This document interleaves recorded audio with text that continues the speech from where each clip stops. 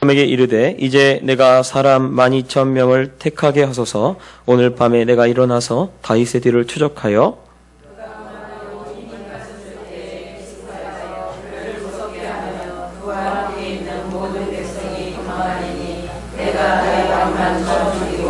모든 백성이 당신께 돌아오게 하리니 모든 사람이 돌아오기는 왕이 찾는 이 사람에게 달렸음이라.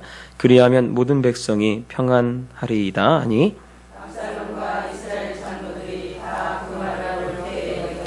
압살롬이 이르되 아렉 사람 후세도 부르라. 우리가 이제 그의 말도 듣자 하니라.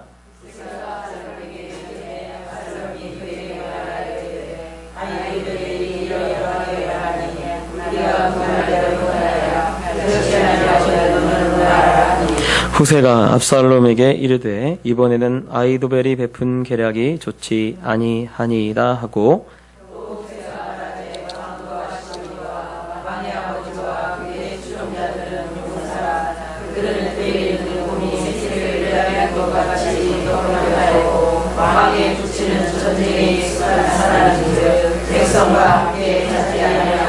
지금 그가 어느 굴에나 어느 곳에 숨어 있으리니 혹 무리 중에 몇이 먼저 엎드려지면 그 소문을 듣는 자가 말하기를 압살롬을 따르는 자 가운데에서 패함을 당하였다 할지라.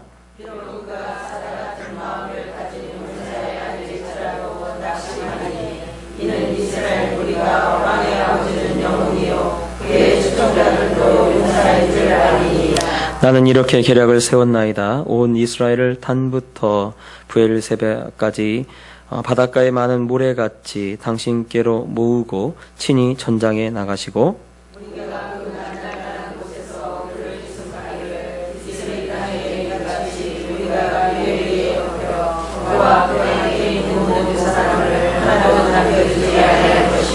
또 만일 그가 어느 성에 들었으면 온 이스라엘이 밧줄을 가져다가 그 성을 강으로 끌어들여서 그곳에 작은 돌 하나도 보이지 아니하게 할 것이니이다 하매 압살롬과 온 이스라엘 사람들이 이르되 아렉 사람 후세의 계략은 아히도벨의 계략보다 낫다 하니 이는 여호와께서 압살롬에게 화를 내리려 하사 아히도벨의 좋은 계략을 물리치라고 명령하셨음이더라. 아멘.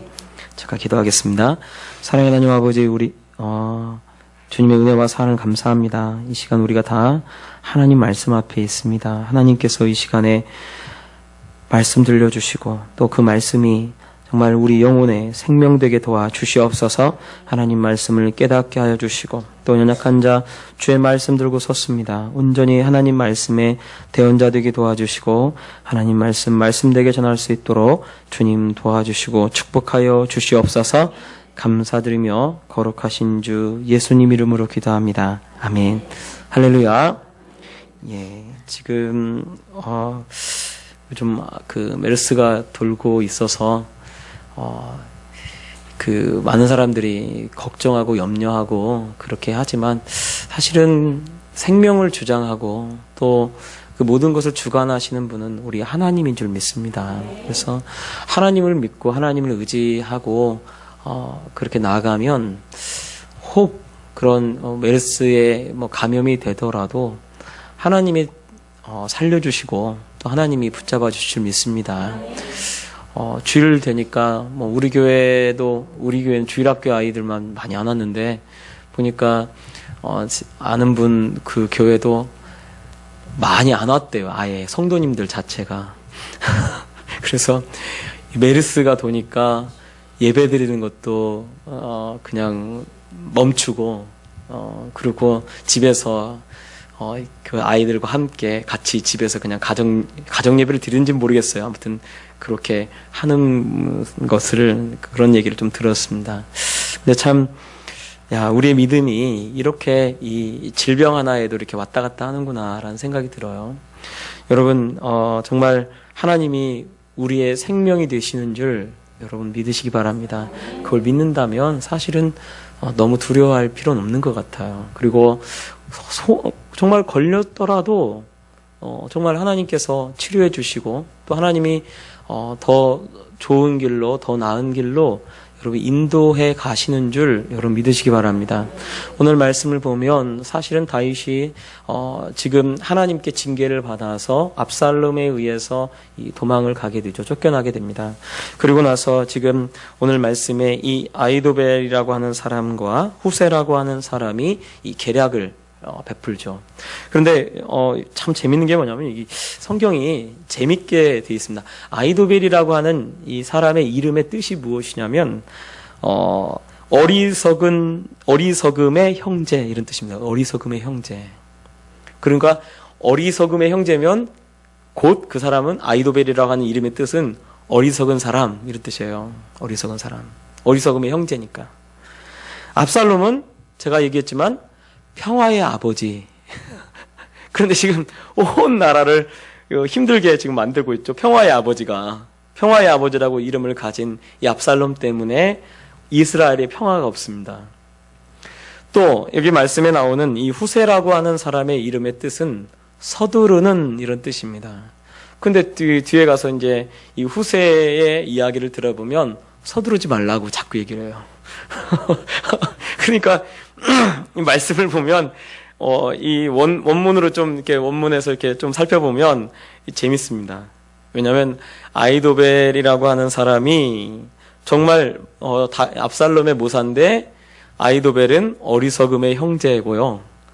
그리고 압살롬은 평화가 없는 사람인데 평화의 아버지가 되어 있고, 그리고 후세는 서두르는 이라는 이 뜻을 가지고 있지만 서두르지 않는 사람으로 나오고 있어요.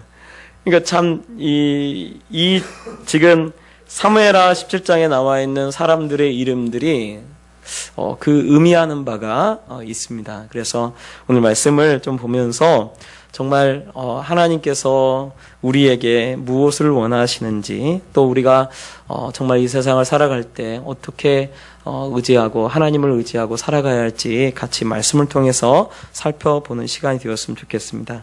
오늘 말씀을 보면 원래 그 앞에 16장 그 15절 이하에는 이 압살롬과 아히도벨과 이스라엘 장로들이 또 이스라엘 군대가 예루살렘에 아무런 전쟁도 없이 피 흘림 없이 그곳에 들어가게 됩니다. 그래서 그곳에 들어가서 이 아히도벨이라고 하는 사람의 그 건으로 그 모략으로 그 왕궁에 남아 있는 후궁들을 압살롬이 범하게 되죠. 그래서 후궁들과 함께 동침하게 됩니다. 이것까지 다 아히도벨의 계략 속에서 나오는 거죠. 그러니까 지금까지 사실은 아히도벨을 압살롬이 의지해 왔고, 그리고 아히도벨이 하라고 한 대로 했더니 지금 쿠데타에 어느 정도 성공해 왔던 거예요. 그러니 사실은 아히도벨은 굉장히 지혜로운 사람이죠. 그리고 오늘 이 장면까지 17장에 나와 있는 이 장면까지도 보면 17장에도 이렇게 얘기를 하죠.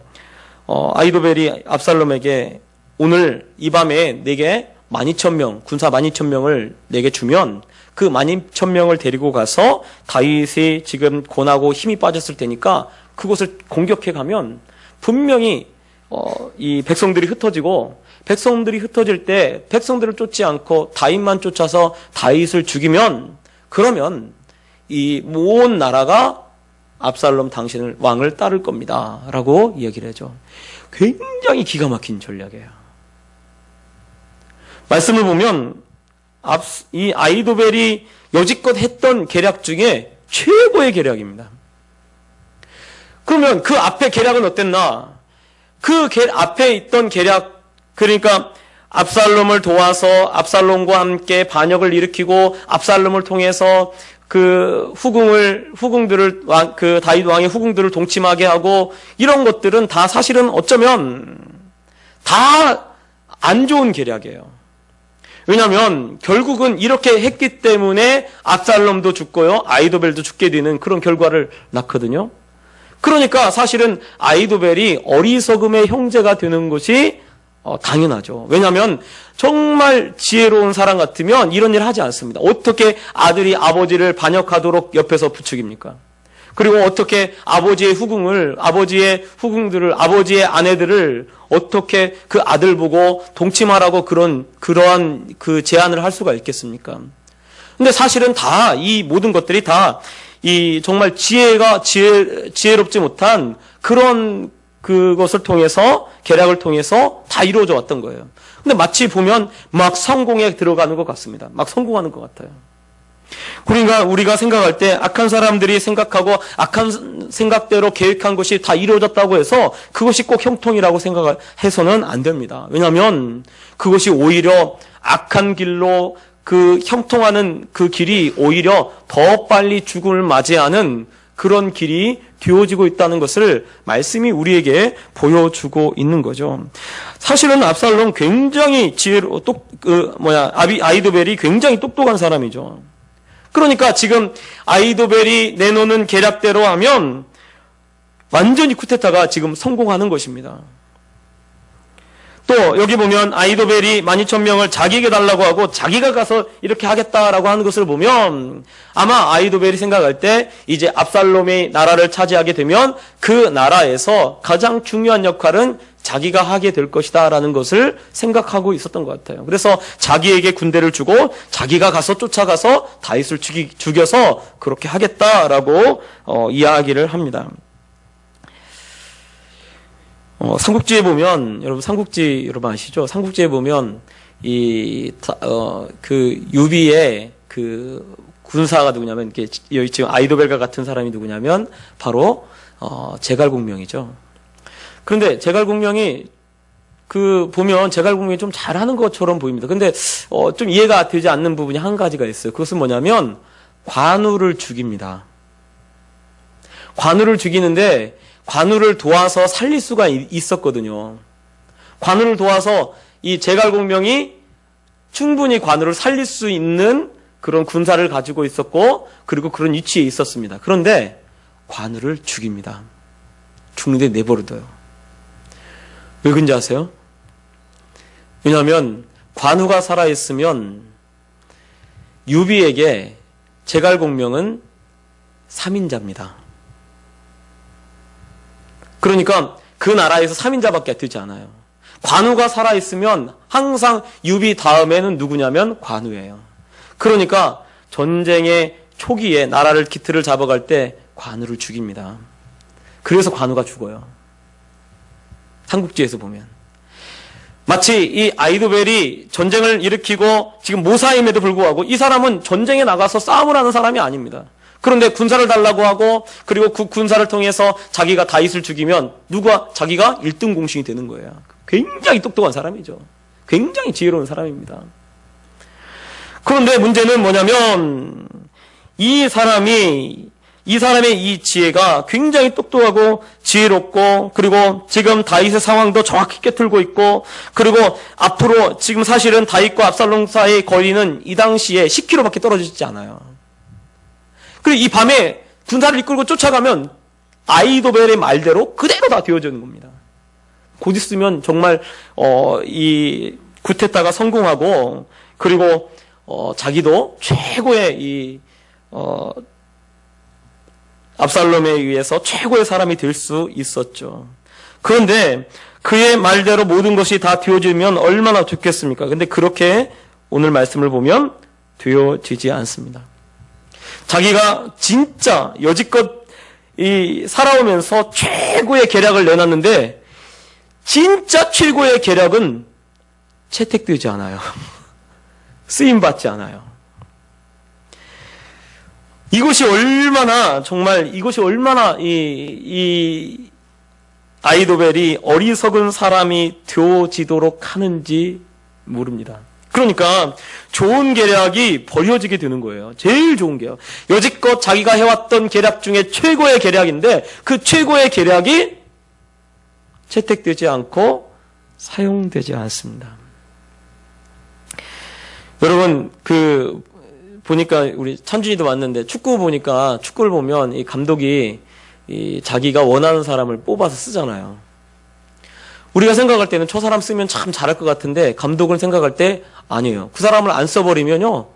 그러면 아무리 이 사람이 똑똑하고 잘나고 잘한다 할지라도 사용하지 않으면 그 사람은요. 점점 그 실력이 아무리 좋다고 해도 써주지 않고 사용되지 않으면 아무 소용이 없는 겁니다.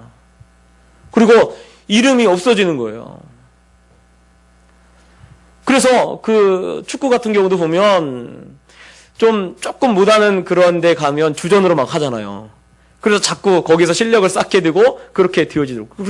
그러니까 너무 좋은 곳을 갔다고 해서 잘 되는 건 아니더라고요. 왜냐하면 너무 실력이 좋으면 괜찮지만 실력이 없으면 그렇게 이 감독이 뽑아주질 않으니까 결국은 경기 능력도 떨어지고 다 못하게 되어지는 거죠.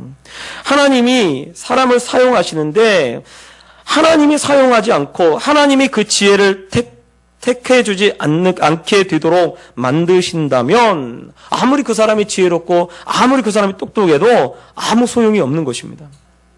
얼마나 많은 사람들이 유학을 갔다 오고요, 박사학위를 받고 그러고 오는지 몰라요. 그런데요, 굉장히 많은 사람들이 박사학위를 받고요, 논대요. 왜냐하면 사용되지 않으니까, 쓰임받지 못하니까. 아무리 자기가 똑똑하고 지혜가 있다 할지라도 쓰임받지 않고 사용되지 않으면 아무 소용이 없는 것입니다.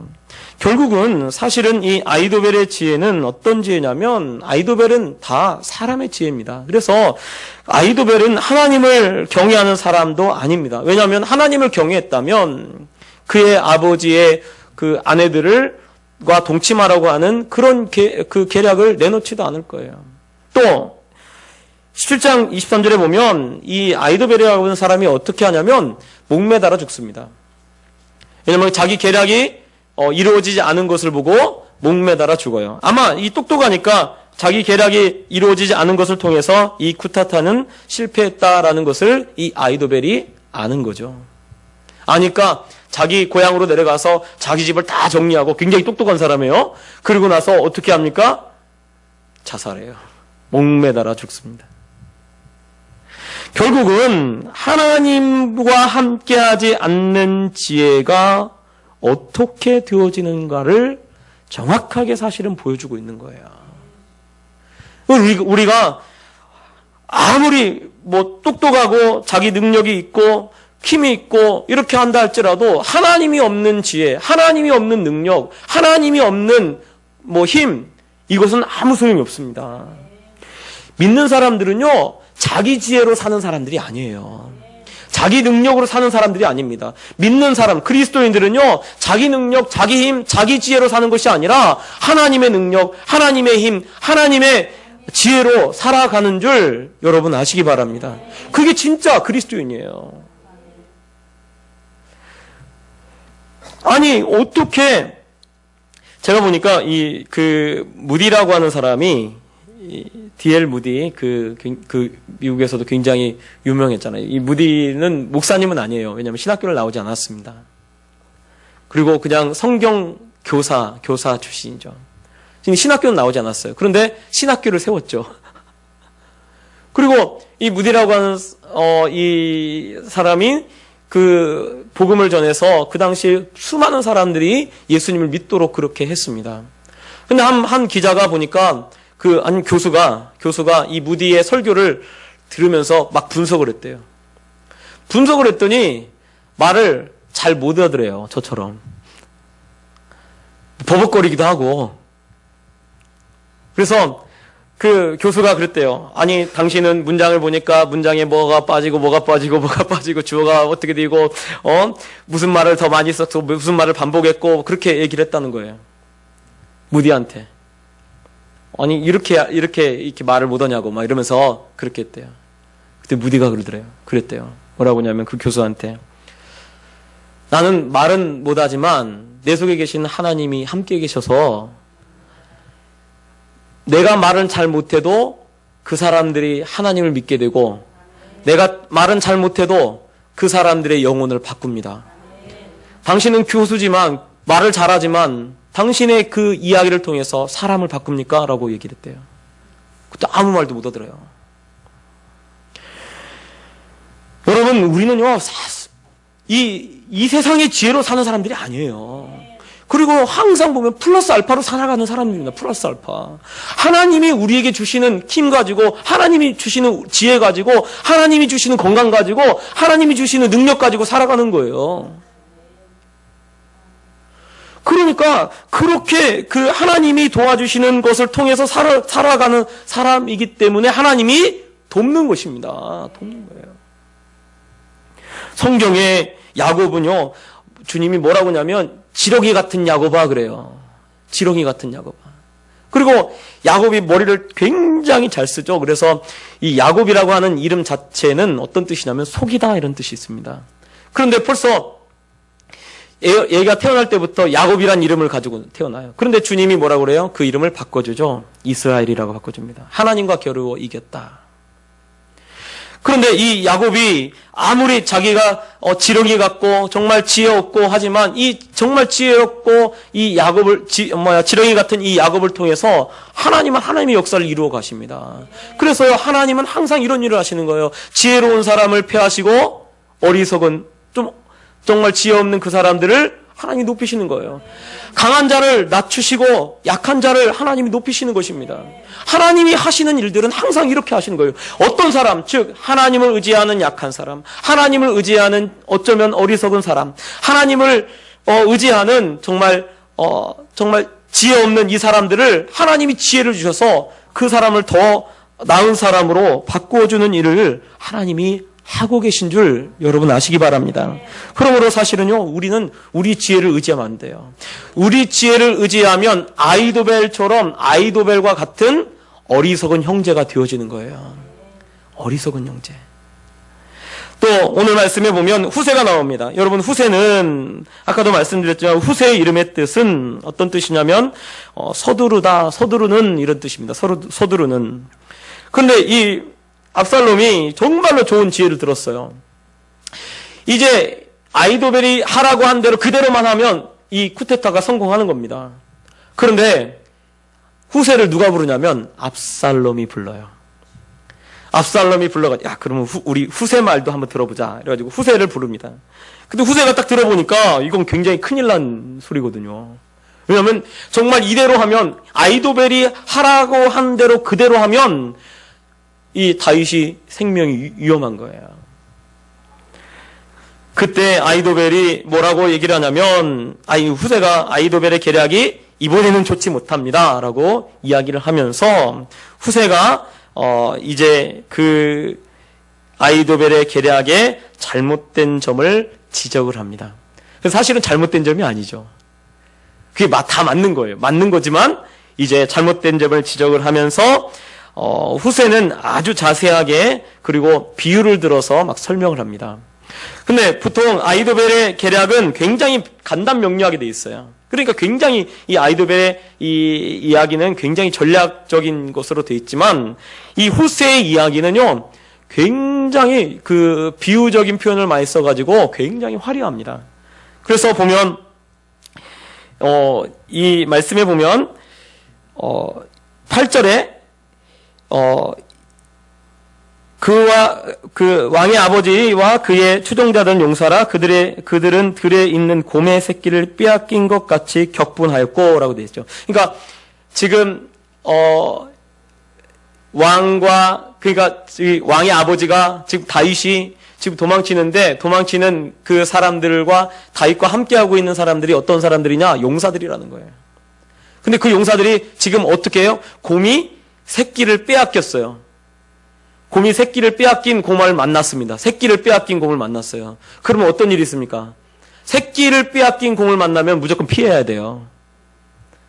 괜히 그 곰하고 싸우다가 더 큰 일을 당하는 거죠. 왜냐하면 새끼를 빼앗겼기 때문에. 마치 다윗의 군대와 다윗과 다윗의 군대를 그렇게 표현을 해놓고 있습니다.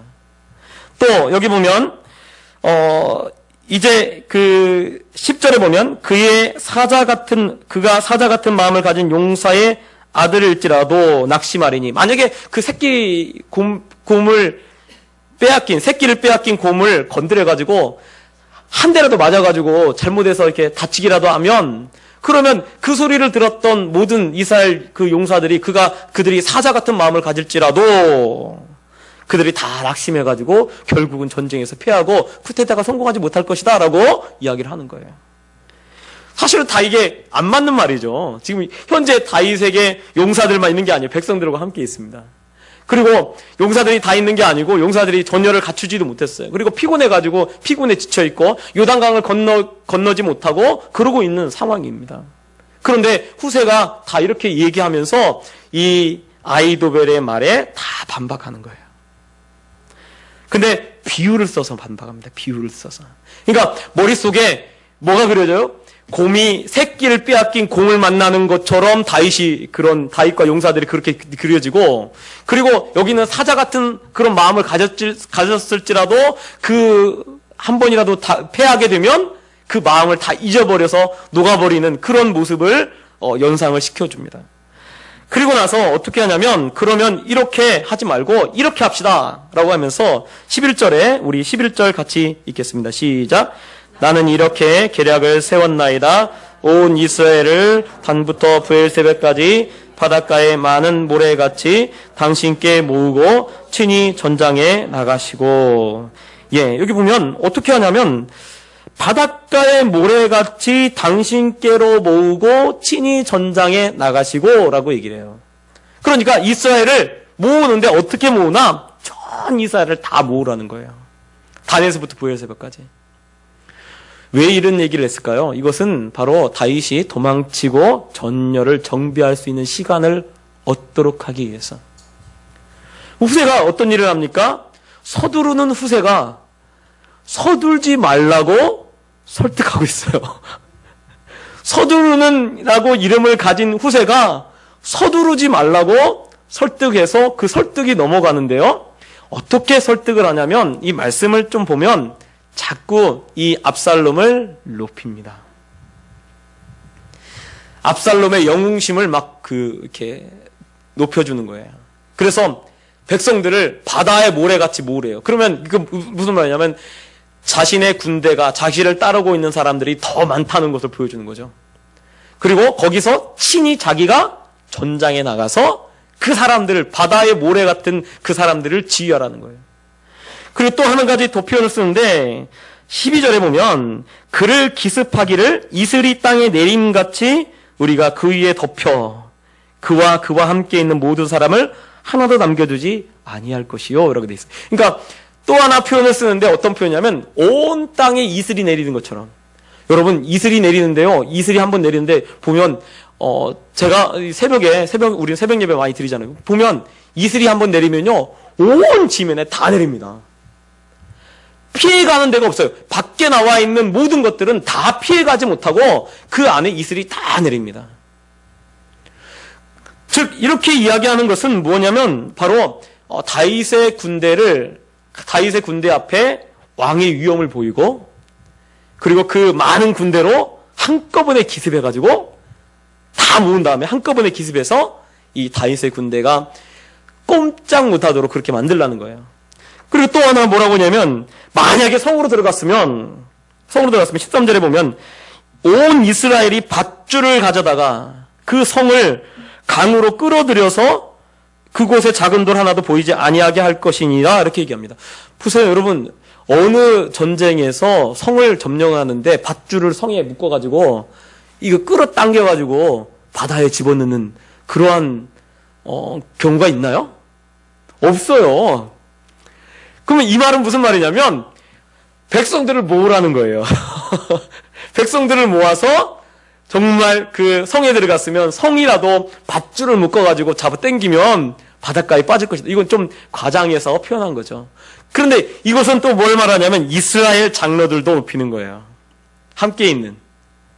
그러니까 지금 아히도벨은 마치 이것은 뭐냐면 아히도벨은 공을 자기만 차지하려고 하는데 이 후세의 말은 그 공을 누가 차지하라고 하냐면 압살롬하고 이스라엘 장로들이 차지하라고 하는 거예요. 그러니까 누구 말이 더 좋게 들립니까? 당연히 그 공을 자기가 차지하고 그 공을 이스라엘 장로들이 차지하라고 그렇게 이야기를 하니까 그 말에 훅 하고 넘어가는 거죠. 여러분 그러니까요. 우리가 사기를 안 당하려고 하면 어떻게 하냐면요. 사기하는 사람은 자꾸 지혜롭다고 하고 똑똑하다고 하고 자꾸 그래요. 그 얘기 딱 들으면, 아, 이게 사기구나. 그렇게 알면 돼요. 네.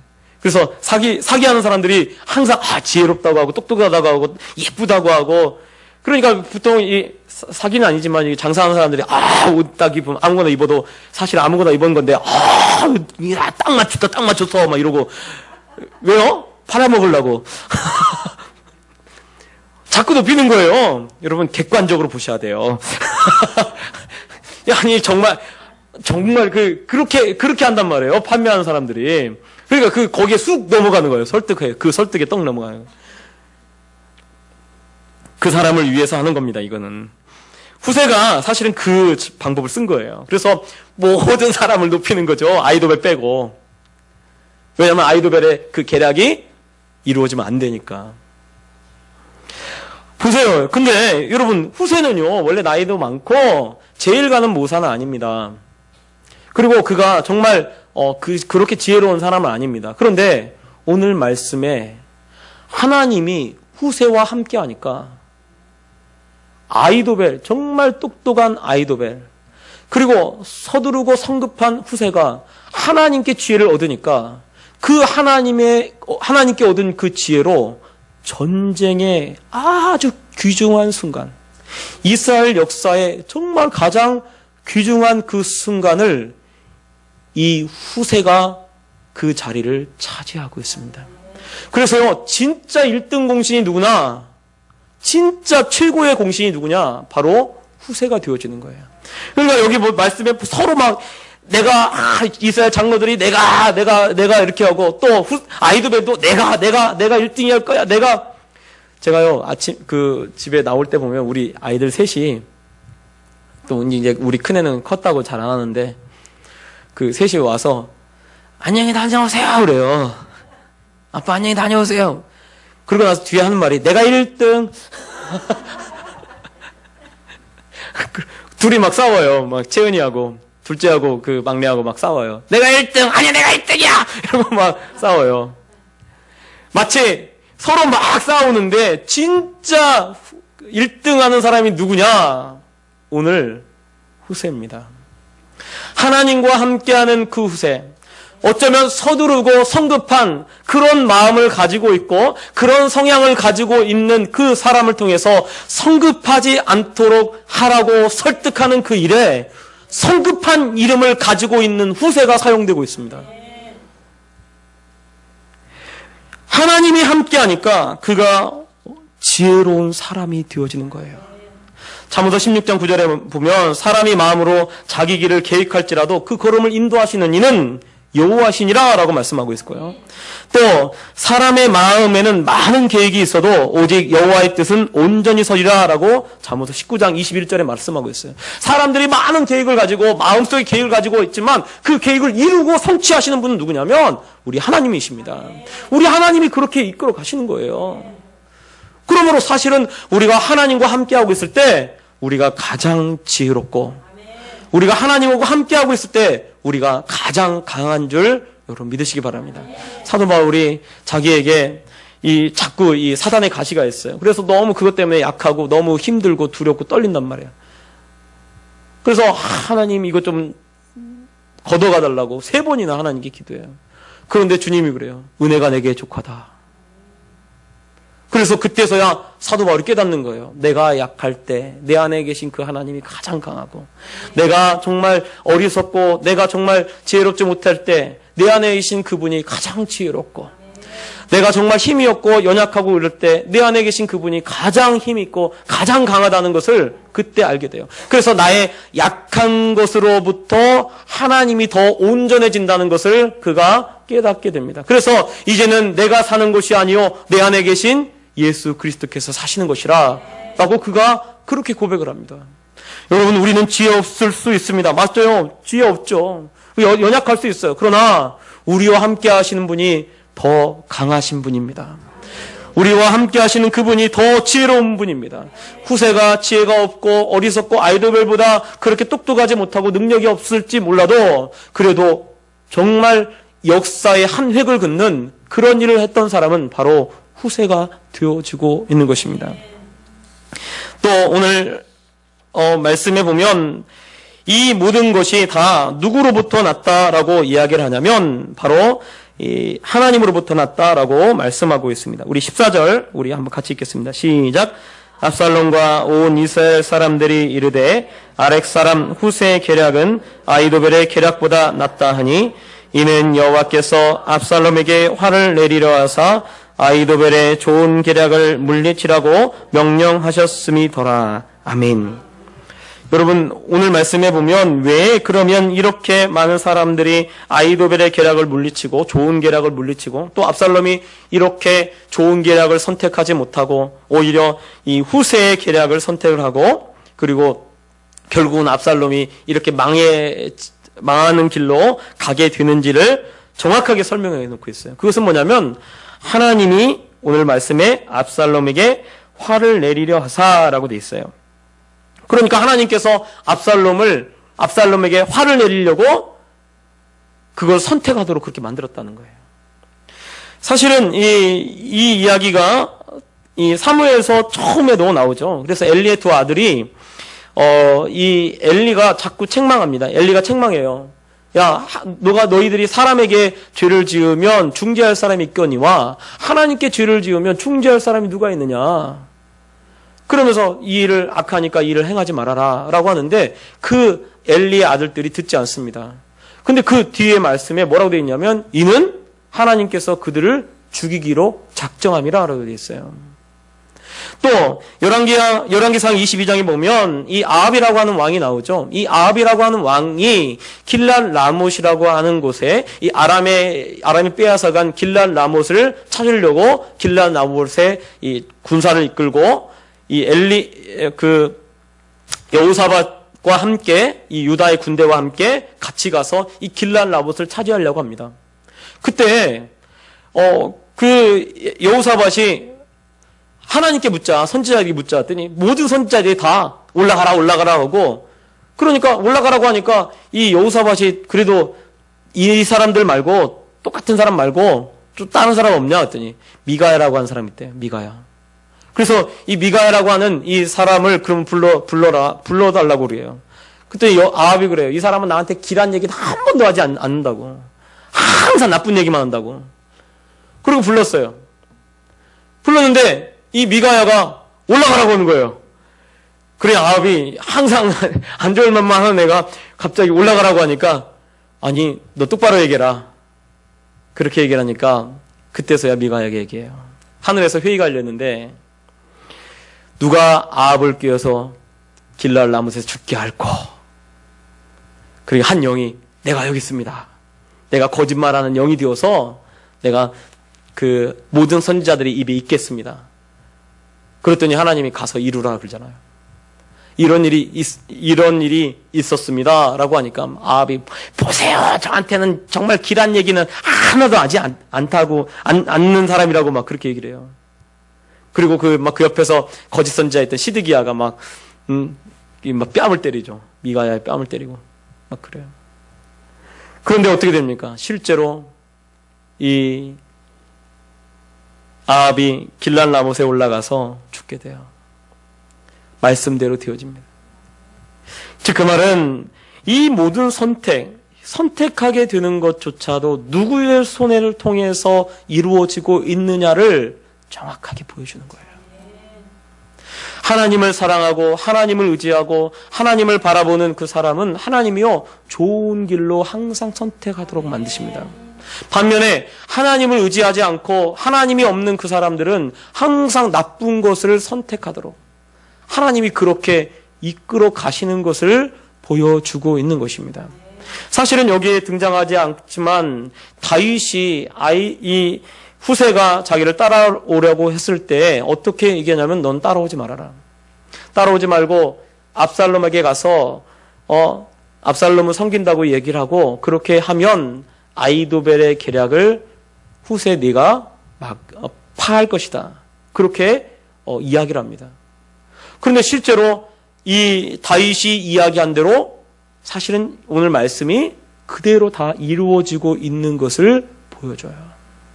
여러분, 때로는요, 우리가 선택하는 그 길이 정말 이 선택하는 그 상황에 놓였을 때 우리가 알아야 할 것은 뭐냐면 하나님을 섬기고 하나님을 믿고 하나님을 의지하는 사람은요, 그 좋은 선택, 항상 좋은 선택으로 하나님이 이끌고 계시다는 것을 여러분 믿으시기 바랍니다. 그러니까요, 후회하지 마세요.